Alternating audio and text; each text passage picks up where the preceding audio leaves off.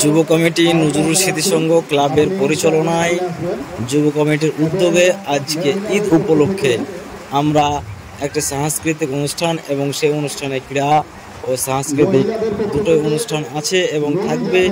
আজকে আপনারা যেটা দেখছেন সেটা হলো সবচেয়ে বড় মহৎময়ী কাজ, সেটা হলো বস্ত্র বিতরণ।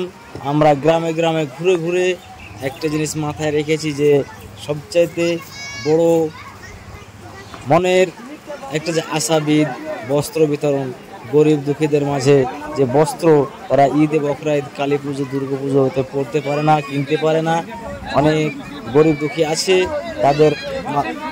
তাদের হাতে আমরা তুলে দিচ্ছি বস্ত্র বিতরণ। এবং সেই বস্ত্র বিতরণ আপনারা ইতিমধ্যে দেখছেন যে আমরা দুজনকে ডেকে নিয়েছি, মনিজা খাতুন এবং লালু শেখ।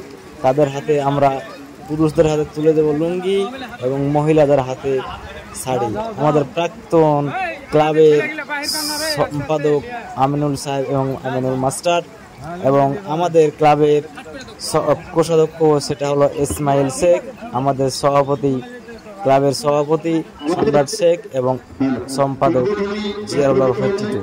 দেখছেন আপনারা আমাদের কিছু মুয়াজ্জিন মৌলভী সাহেব আছে, তারা সকলে মিলে আমাদের এই বস্ত্র লালু শেখের হাতে তুলে দিলেও এবং এরপরে আমরা মনিজা খাতুনকে শাড়ি দিব এবং শাড়ি দিয়ে আমরা তাকে উদ্বোধন জানিয়ে দেব। এবং আপনারা দেখছেন আমরা এক এক করে সকল সদস্য মিলে সকল ব্যক্তিদের যে বস্ত্র এক এক করে তুলে দিচ্ছি, সকল সদস্য এবং সকল মিলেই আমরা বস্ত্র তাদের হাতে তুলে দেব। আমাদের এই চ্যানেলে আপনাদের যদি ভালো লাগে এবং ভালো বাসেন অবশ্যই আমাদের চ্যানেলটিকে সাবস্ক্রাইব করবেন।